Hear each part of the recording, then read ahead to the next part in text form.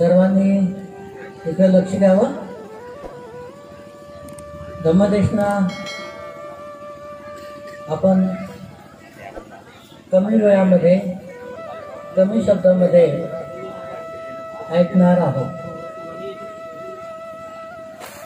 धम्मदेशना ऐकायची आहे का? बसलेले जे उपासक उपासिका आहेत ऐकण्याची इच्छा आहे का? हो, 3 वेळा साधुवाद म्हणा मोठ्याने.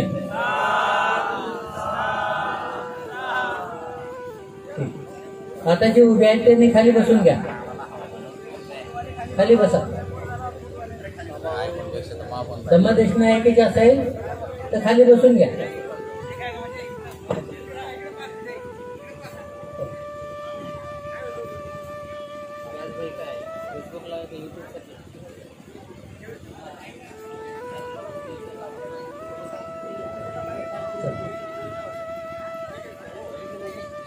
इकडे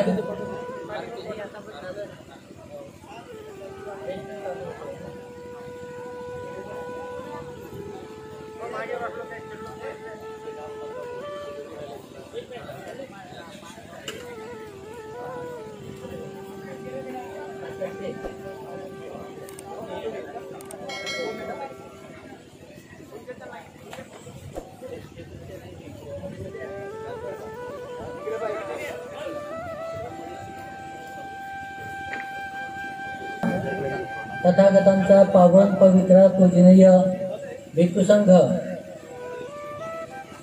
आज 16वी धम्मपरिषद या निमित्ताने उपस्थित झालेला सर्व पूजनीय भिक्खू संघ, सर्व श्रद्धावान उपासक उपासिका, वेळ पुष्कळ झालेला आहे त्यामुळे मी फक्त धम्मदेशनाच देणार आहे वेळेचं ध्यान ठेवून. आणि तुम्ही एवढ्या श्रद्धेनं इथे बसलेले आहात त्याचं मला खूप खूप एक तुमचं अभिनंदन करावं वाटतं. तुम्ही ज्या श्रद्धेनं बसलेला आहात धम्मदेशना ऐकण्यासाठी, कारण ही धम्मपरिषद आहे. आपण धम्मपरिषद म्हटल्यानंतर धम्मदेशना ऐकलीच पाहिजे. आपण जे काही वेळ सकाळपासून येथे घालवत आहोत त्या वेळेचा आपल्याला धम्मदेशनेच्या रूपामध्ये काही लाभ झाला पाहिजे. आणि हा लाभ जर झाला नाही तर धम्मपरिषदेला गेलो, वेळ वाया घालवला, पैसा वाया घालवला, बाकीचे कामं करायचे होते ते केले नाही आणि तसंच आपण वापस आलो असं तुम्हाला वाटता कामा नये. म्हणून धम्मदेशना देणे एक आवश्यक वाटतं. आताच आपण पूज्य भदंत संघसेना महातेरा जे लेह लडाखमध्ये असतात त्यांची धम्मदेशना आपण हिंदीमध्ये ऐकली. अतिशय उत्कृष्ट अशी धम्मदेशना त्यांनी आतापर्यंत दिलेली आहे. आणि वेळ वेगाने पुढे जात आहे तर त्यासाठी मी सुद्धा कमी वेळामध्ये देशना तुम्हाला देत आहे. आज आपण 16व्या धम्मपरिषदेच्या निमित्ताने या ठिकाणी भिक्खू संघाचं स्वागत केलं, योग्य सन्मान केला, त्यांना भोजन दान दिलं. हे तुमच्या जीवनासाठी महान पुण्य, महान दान कर्म तुम्ही केलेलं आहे. हे आपल्या श्रद्धेमधून व्यक्त होत आहे. फक्त सन्मान केला नाही, भोजन दान दिलं नाही तर आपण जे काही दान कर्म केलेलं आहे त्या दानाचं फळही आपल्याला धम्माच्या माध्यमाने मिळावं यासाठी तुम्ही सकाळपासून इथे बसलेला आहात. तर हे तुमची श्रद्धा ही अत्यंत मोलाची आहे, अत्यंत महत्त्वाची आहे. जर आपल्यामध्ये श्रद्धा नसती तर आपण वेळेचं दान देऊ शकलो नसतो, संपत्तीचं दान देऊ शकलो नसतो आणि कोणतेही धर्माचं कार्य सफल होण्यासाठी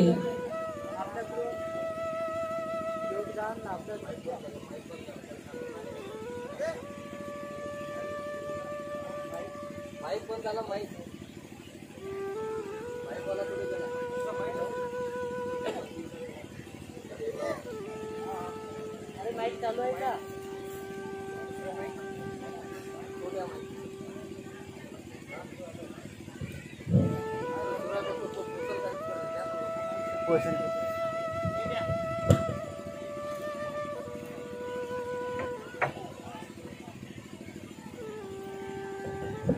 झाला.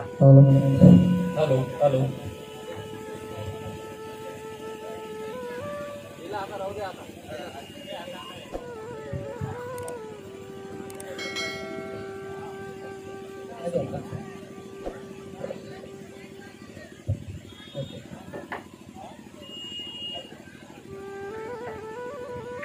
आपल्या मनामध्ये बुद्ध धम्म संघाबद्दल नितांत अशी श्रद्धा आहे आणि ज्या व्यक्तीमध्ये श्रद्धा असते त्या व्यक्ती आपल्या जीवनामध्ये सर्व कुशल धर्माची आचरण करत असतो. कुशल धर्माची उत्पत्ती त्याच्या जीवनामध्ये होत असते. पण श्रद्धा नसेल तर कोणत्याही कुशल धर्माची उत्पत्ती आपल्या जीवनामध्ये होत नाही. आणि आपल्या जीवनामध्ये कुशल धर्माची उत्पत्ती झाली नाही, आचरण झालं नाही तर आपलं जीवन सुखी होऊ शकत नाही.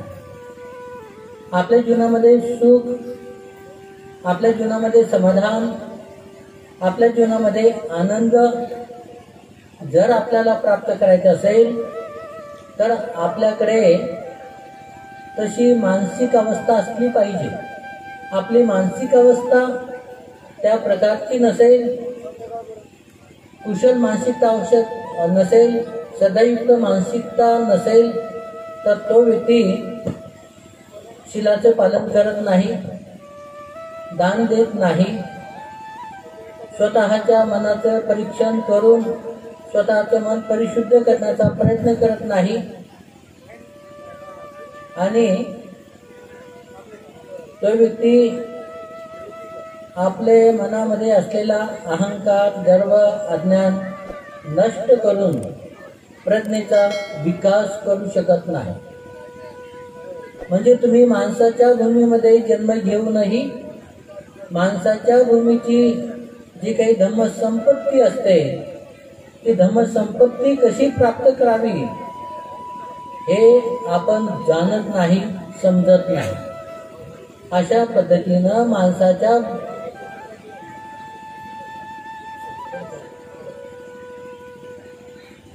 माणसाच्या भूमीमध्ये जन्म घेऊनही जर आपल्याला माणसाच्या भूमीचा फायदा घेता येत नसेल, उपभोग घेता येत नसेल तर आपलं माणसाच्या भूमीमध्ये जन्म घेणंही व्यर्थ आहे. मग माणसाच्या भूमीची गुणवत्ता काय आहे? माणसाच्या भूमीची गुणवत्ता ही श्रेष्ठतम आहे. जे जे व्यक्ती माणसाच्या भूमीमध्ये जन्म घेतात ती सर्व माणसं आपल्या धम्म आचरणाने, आपल्या प्रज्ञेने, आपल्या श्रद्धेने, आपल्या कुशल कर्माने धम्मसंपत्ती प्राप्त करू शकतात. धम्मसंपत्ती प्राप्त करतात. धम्माची जे काही गुणवत्ता आहे ती स्वतःमध्ये निर्माण करून अरहत बनू शकतात. जन्म मरणाचं भवचक्र तोडू शकतात. नाही अर्हत झाला तर बोधिसत्वाच्या मार्गाने जीवन जगून आपल्या जीवनासाठी सर्वोत्तम पारमिता तुम्ही परिपूर्ण करू शकता बोधिसत्वांच्या. आपण बघतो बौद्ध इतिहासानुसार बोधिसत्व यांना 4 असंख्य 1,00,000 कल्प जन्म घ्यावे लागले आणि 4 असंख्य 1,00,000 कल्प घेऊन त्यांना बोधिसत्वाच्या पारमिता परिपूर्ण कराव्या लागल्या. आणि बोधिसत्वाच्या जीवनाचं ध्येय उद्देश म्हणजे बुद्धत्व प्राप्त करण्यासाठी त्यांना माणसाच्या भूमीमध्ये जन्म घ्यावा लागला. सिद्धार्थ गौतम बोधिसत्व यांनी तुषित भूमीमध्ये जन्म घेतला. बोधिसत्व असताना तुषित भूमीमध्ये जन्म घेऊन ते विचार करतात की आता मी बुद्धत्व प्राप्त करू शकतो, बुद्ध बनू शकतो, सम्यक् बोधी ज्ञानाचा मी अधिकारी होऊ शकतो. ज्यावेळेला त्यांना या गोष्टीची जाणीव झाली त्यावेळेला त्यांनी राजा शुद्धोधन आणि महामाया यांच्या परिवारामध्ये आपला जन्म व्हावा अशी त्यांची मनोकामना त्यांनी महामायेला व्यक्त केली. महामायेच्या स्वप्नामध्ये आले आणि महामायेला विचारतात, हे माते, हा माझा शेवटचाच जन्म असणार आहे, तर तू माझी माता होण्यास तयार आहे का? ज्यावेळेला तिच्याकडून मुखसंमती मिळते त्यावेळेला बोधिसत्व सिद्धार्थ म्हणजे पूर्वीचे सुमेध बोधिसत्व सिद्धार्थ म्हणून जन्म घेतात. कुठे? माणसाच्या भूमीमध्ये. त्या सम्यक बुद्धाला बुद्धत्व प्राप्तीसाठी माणसाच्या भूमीचा आधार घ्यावा लागतो. माणसाच्या भूमीमध्ये महामाया आणि राजा शुद्धोधन यांच्या कुळामध्ये माणसाच्या भूमीमध्ये जन्म घेऊन ते सम्यक बोधी ज्ञान प्राप्त करतात. तुम्ही माणसाच्या भूमीमध्ये जन्म झालात. तुम्ही जर बुद्ध धम्माचा अभ्यास केला, बुद्ध धम्म संघ या 3 रत्नाला शरण जाऊन पूर्णपणे समर्पित झालात, तथागतांच्या सद्धम्माचं तुम्ही जर आचरण केलं, पालन केलं, तर तुम्ही सुद्धा माणसाच्या भूमीमध्ये जन्म घेऊन अरहत पद प्राप्त करू शकता. म्हणजे माणसाला अरहत प्राप्त करायचं असेल, जीवनमुक्त अवस्था प्राप्त करायची असेल, जन्म मरणाचं भवचक्र तोडायचं असेल तर जन्म कुठे घ्यावा लागतो? फक्त माणसाच्या भूमीमध्ये. आणि त्या माणसाच्या भूमीमध्ये तुमचा जन्म झालेला आहे. म्हणजे तुम्ही किती पुण्यवान आहात, किती महान पुण्यकर्म तुमचं आहे. तुमचा जन्म माणसाच्या भूमीमध्ये झाला. आणि ज्या ज्या व्यक्तींचा माणसाच्या भूमीमध्ये जन्म झाला ते बुद्धाचा धम्म समजू शकतात, चिंतन मनन करू शकतात, आचरण करू शकतात, अनुभव घेऊ शकतात आणि जन्म मरणाचं भवचक्र तोडू शकतात. ही माणसाच्या भूमीची गुणवत्ता. आणि जर ही तुम्हाला कळली नसेल, समजत नसेल, तर तुमचा माणसाचा जन्म हा व्यर्थ आहे. म्हणजे माणसाच्या भूमीमध्ये जन्म घेऊनही जसे बाकीचे प्राणी त्या भूमीमध्ये जन्म घेतात आणि जीवन जगतात, जन्माला येतात, जीवन जगतात आणि एक दिवस मरण पावतात, अशी तुमची अवस्था होता कामा नये. अनंत जन्माचे तुमचे पुण्यकर्म आहेत. तुम्ही माणसाच्या भूमीमध्ये जन्म घेतला तर माणसाच्या बुद्धिमत्तेचा वापर तुम्हाला करता आला पाहिजे. सतत विवेक बुद्धी उत्पन्न झाली पाहिजे. जे काही वाईट गोष्टी असतील त्याचा त्याग करता आला पाहिजे, चांगल्या गोष्टी असतील त्याचा स्वीकार करता आला पाहिजे आणि आपल्या जन्माचं कल्याण आपल्याला करता आलं पाहिजे. जर हे समजत नसेल, विचारात येत नसेल, पापापासून वाईट कर्मापासून मुक्तता करून घेता येत नसेल, तर कोणीही तुमची मुक्तता करू शकत नाही. बुद्ध म्हणतात, मी फक्त मार्गदाता आहे, मोक्षदाता नाहीये. तुम्हाला जन्म मिळाला माणसाच्या भूमीमध्ये, तुम्हाला तुमचा मोक्ष स्वतः प्राप्त करावा लागेल. जर एवढ्या जाणीवेनं तुम्ही जर माणसाचं जीवन जगत असाल तर खरोखर तुमच्या आई वडिलांनी तुम्हाला जन्म देऊन ते धन्य आहेत, ते महा उपकारी आहेत, महाकल्याण मित्र आहेत तुमचे आई वडील. तुम्ही माणसाच्या भूमीमध्ये त्यांच्या माध्यमाने जन्म घेतला, तर तुम्हाला या माणसाच्या जीवनाची किंमत कळाली पाहिजे. कशासाठी? दुःखापासून मुक्त होण्यापासून, चिंतेपासून, भयापासून, भीतीपासून, आपत्ती विपत्ती संकटापासून मुक्त होण्यासाठी तुम्हाला हा माणसाचा जन्म लाभलेला आहे. तर तो तुम्हाला समजला पाहिजे, ती गुणवत्ता समजली पाहिजे. केवळ फक्त माणसाची भूमिती कशी आहे की तेथे मनुष्य धम्म जाणू शकतो, समजू शकतो, आचरण करू शकतो, वाईटापासून मुक्त होऊ शकतो, चांगल्या गुणाचं संवर्धन करून तो स्वीकार करून स्वतःच्या जीवनाचं कल्याण करू शकतो. जर कदाचित तुमचा जन्म देवतांच्याही भूमीमध्ये झाला असता तर ही गुणवत्ता तुम्हाला प्राप्त झाली नसती, हा फायदा तुम्हाला मिळवता आला नसता. पण तो तुम्हाला मिळालेलाच आहे, त्यामुळे तुम्ही पुण्यवान आहात. आणखीही पुण्यवान आहात माणसाच्या भूमीमध्ये जन्म घेतल्यामुळे. तुमचा जन्म बुद्ध भूमीमध्ये झालेला आहे, बौद्ध देशामध्ये झालेला आहे, बौद्ध परंपरेमध्ये झालेला आहे. जर तुमचा जन्म भारताच्या बाहेर कुठे झाला असता, एखाद्या इस्लामिक कंट्रीमध्ये, ख्रिश्चन कंट्रीमध्ये किंवा अन्य एखाद्या वेगळ्या देशामध्ये, तेथे कदाचित तुम्हाला बौद्ध धर्म ऐकायला मिळाला नसता, अभ्यास करायला मिळाला नसता, आचरण करायला मिळाला नसता, अनुभव घेताही आला नसता आणि तुम्ही स्वतःला चांगल्या मार्गावरती आणू शकले नसता. तीच अंधश्रद्धा, तीच परंपरा, तेच कर्मकांड ते तुम्हाला करावे लागले असते आणि त्याच्यामध्ये तुमचा माणसाचा जन्म नष्ट झाला असता. तुम्ही पुण्यवान आहात. बाबासाहेबांनी बौद्ध धर्म स्वीकारल्यानंतर तुमचा जन्म झाला.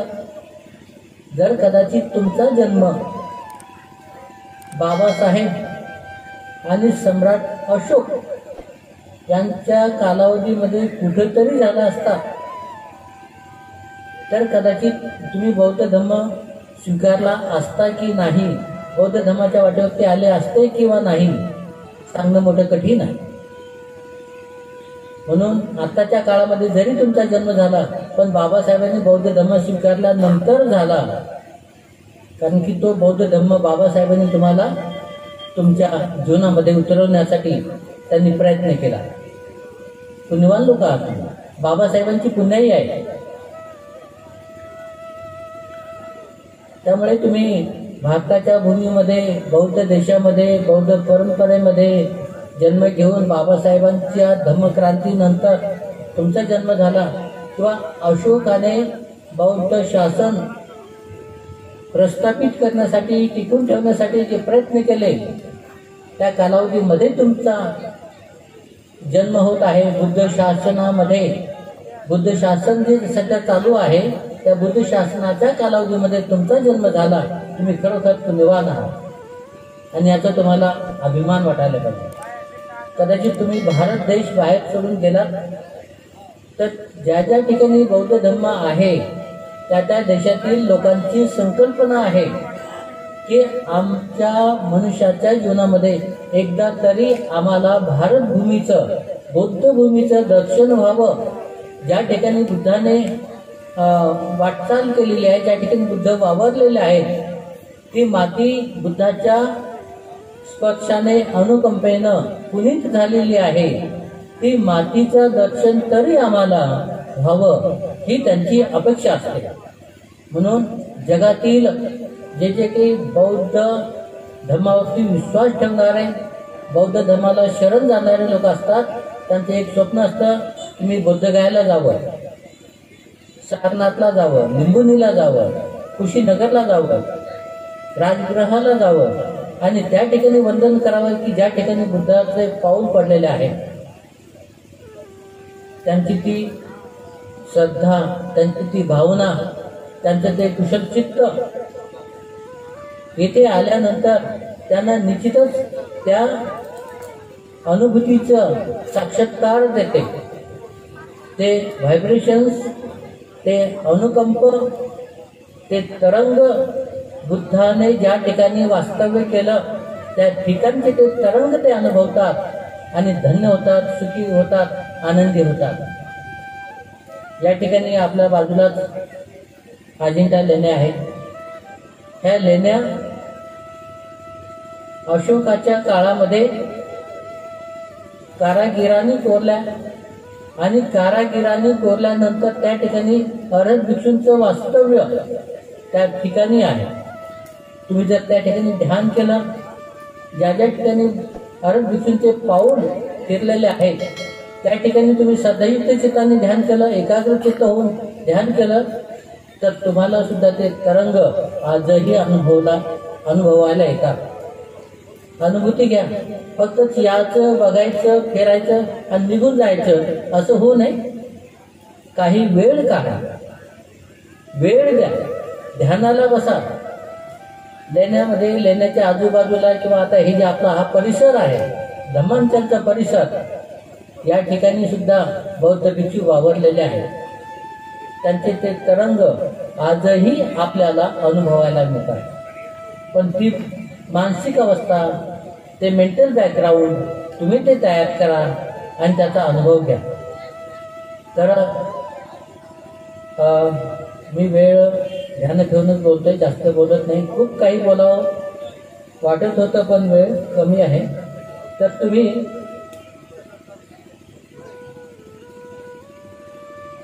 माझ्यानंतर मोठे भंतीजी सुद्धा बोलणार आहेत आणि विशेष म्हणजे मला बोलण्याचं काही थोडं काही स्वारस्य नाही, पण मला सुद्धा भंतीची देशना ऐकण्याची संधी मिळावी ही माझी इच्छा आहे.